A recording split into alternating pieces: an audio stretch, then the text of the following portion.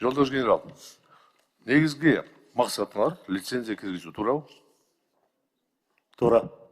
Болгону ошол эле лицензия киргизүү. Калган бүт баары бла. Азыр патент менен иштеп атам?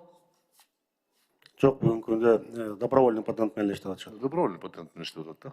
Эгер берсе. А вот как быть проблема? Электронный такси менен бүт дүйнөдө ошого өтүп атпайбы? Такси эмес, жарандар акча табам десе, ошол системага кирет, анан кетип баратканда попутный болгондо компания чакырып ала кетет аны.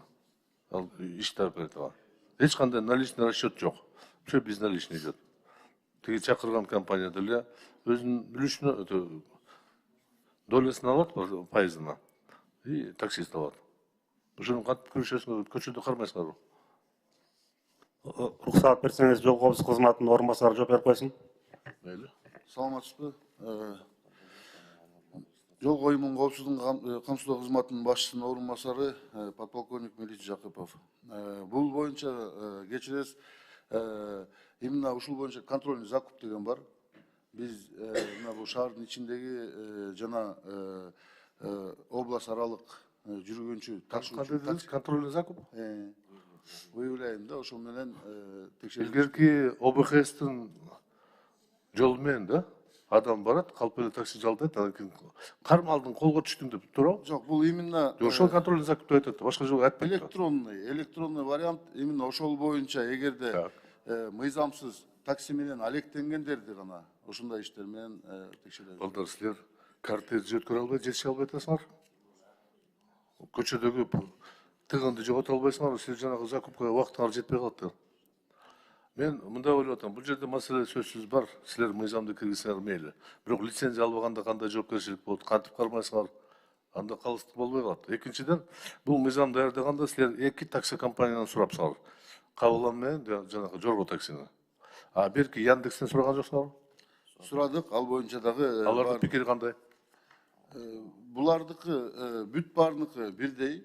Булар эгерде Жок, силер сунуштаган мыйзамга пикири кандай? Макулбу алар лицензия? Макул. Себеби дегенде бул Яндекс жеке эле Кыргызстанда эмес, башка мамлекетте, болушу мамлекеттерде да. Түшүндүрүп бериңиз, мен бир аз мындай мыйзамда жазылбайт да.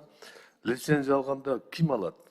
Уюштурган компания алабы же такси алабы? Адам алабы? Уюштурган компания дагы алат, өзү ар бир айдоочу да алат да. Мисалы үчүн айдоочу өзүнүн машинасына өзүнө алат да лицензияны.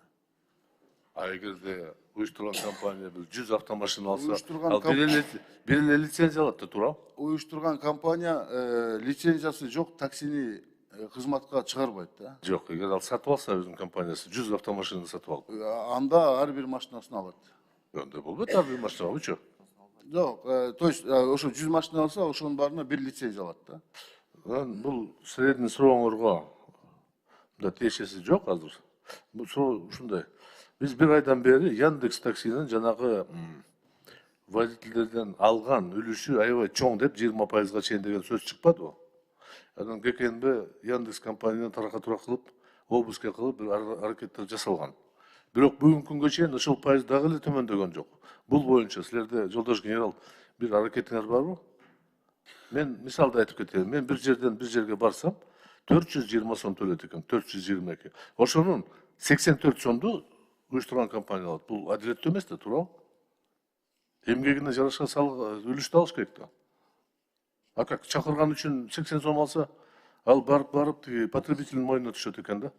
Мен силерге сунушту айтып элем, карап койгула, ушу же азыр акыркы учурда мыйзам чегинде бирдеме кыла албасаңар деле чакырып сүйлөшүп төмөндөтүш керек. Себеби таксисттер выхода нет, кошот да басына. 400 сомдон 80 сом алган, бул, по-моему, туура эмес го.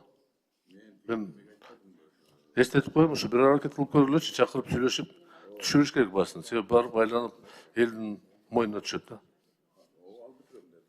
Бул Исхаков Саматович, өтүнүш, бул маселе боюнча ооба сиз жогорку кеңеште көтөрүлгөндөн кийин бул багыт боюнча тапшырмалар берилген. Бүгүнкү күндө башкармалыктар иш алып барып жатат. Кечээки күнгө аткарылган эмес да. Кечээки күндө мен бир такси менен кетип баратканда сурадым. Аткарылган жок. Баягы эле 17-18% алып калып атат да.